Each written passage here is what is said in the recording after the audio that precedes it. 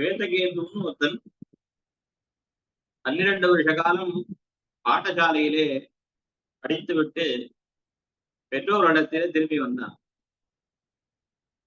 அவருடைய தகப்பனாருக்கு உத்தாரகர்னு பேர். உத்தாரகரை ஸ்வேதகேது பார்த்து கேட்டார், ஏன்பா உங்க ஆச்சாரியனிடத்திலே நீ ஆதேயத்தை கேட்டாயா? ஆதேயத்தை கேட்டாயான்னு கேட்டார். அவன் சொன்னான், எங்க ஆச்சாரியனுக்கு என்னதான் ரொம்ப பிடிக்கும். எப்ப அவர் எனக்கே சொல்லலையோ அவருக்கே தெரிஞ்சிருக்காது. ஏன் அப்படி சொன்னான்னா, ஏற்கனவே 12 வருஷம் ஆத்த விட்டு போயிருக்கோம், திரும்பி இது தெரியாதுன்னா நீ திரும்பி போ பாடசாலைக்குன்னு அமைஞ்சு போறோம்னு பயம். அதனால என்ன சொன்னா, உங்க ஆச்சாரியன் தெரிஞ்சிருந்தா கண்டிப்பா எனக்கு சொல்லியிருப்பார். எப்ப அவர் சொல்லலையோ அவருக்கே தெரிஞ்சிருக்காதுன்னு. இந்த காலத்து பசங்க மாதிரி. அவர் உடனே சொன்னார், எந்த ஒன்றை கேட்டால் கேட்காதெல்லாம் கேட்கப்பட்டதாகும், எந்த ஒன்றை தெரிந்து கொண்டால் தெரியாதெல்லாம் தெரிந்து கொண்டதாகும், எந்த ஒன்றை அறிந்து கொண்டால் அறியாதெல்லாம் அறிந்து கொண்டதாகும், அந்த ஆதேயத்தை நீ உங்க ஆச்சாரியன்ட்ட கேட்டியா அப்படின்னு. அவன் கேட்டான் ஸ்வேதகேது, அது எப்படி முடியும்? ஒரு வஸ்துவை தெரிந்து கொண்டால், ஒரு பொருளை தெரிந்து கொண்டால் மற்ற பொருள்கள் எல்லாம் தெரிந்து கொண்டதாக ஆக முடியுமா என்று கேட்டான். அவர் தகப்பனார் உதாரணத்துக்கு சொன்னார், ஒரு அழைச்சி கொண்டு பக்கத்து அடுத்த வீதிகள்ல போனார். அப்படியே குடாலனுடைய கிரகம் இருக்கு, ஒரு குயவனுடைய வீடு.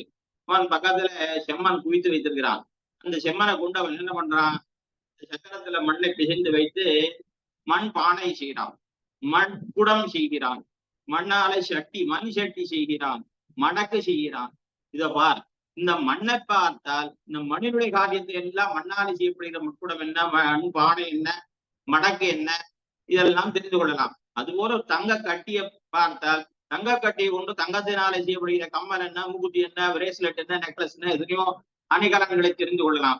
அதுபோல ஒன்றை தெரிந்து கொண்டால் அதை கொண்டு மற்றதையும் தெரிந்து கொள்ள முடியும்.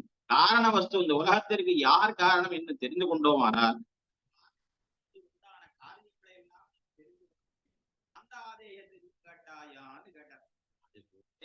இந்த சிவைட்ட சம்பிரதாயத்திலே எந்த ஒன்றை அறிந்து கொண்டால் மற்ற எல்லாம் அறிந்து கொள்ளப்பட்டதாகும் என்ன கேட்டோமே ஆனால் அதற்கு இதை நாம் விடையாக சொல்லலாம்.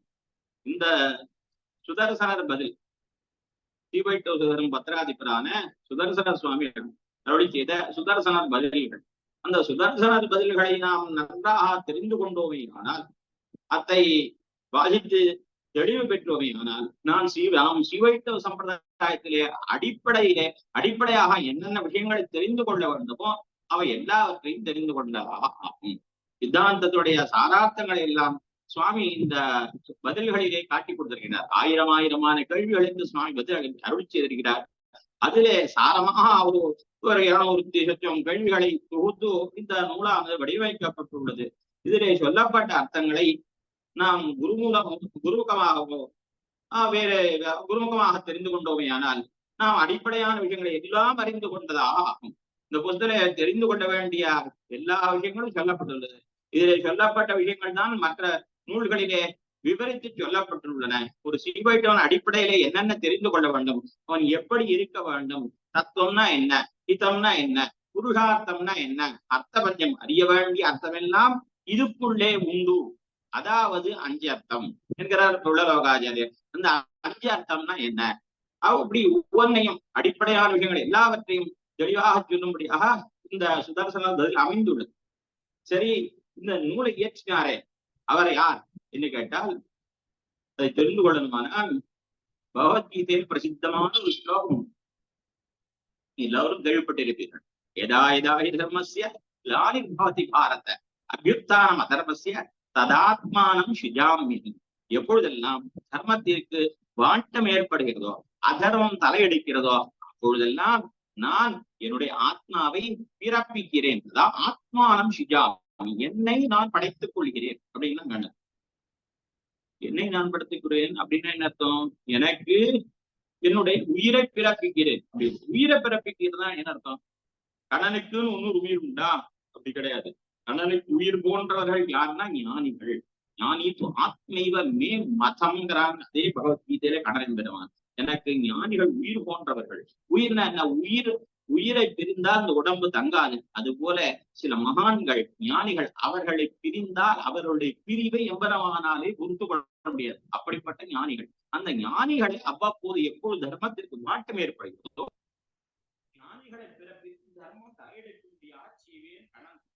அப்படி எம்பெருமானாலே சென்ற நூற்றாண்டிலே 100 வருஷங்களுக்கு முன்பாக நாட்டிலே இந்த பாரத தேசத்திலே அதெல்லாம் தலையெடுத்தது. எங்கு பார்த்தாலும் சமரசவாதம் தலையெடுத்தது. அக்காலத்திலே இன்னார் சிவன் நாராயணன் தான் மேலான தீபம் என்று நிலைநாட்டுவதற்காக எம்பெருமானால் பிறப்பிக்கப்பட்ட ஞானி ஸ்ரீ வே சுதர்சன சுவாமி. அவர் அருள் அதுல இந்த நூலை எழுதியவருடைய பெருமை. இந்த நூலிலே சொல்லப்பட அறிந்து கொள்ள வேண்டிய அடிப்படையான அர்த்தங்கள்லாம் சொல்லப்பட்டிருக்கு.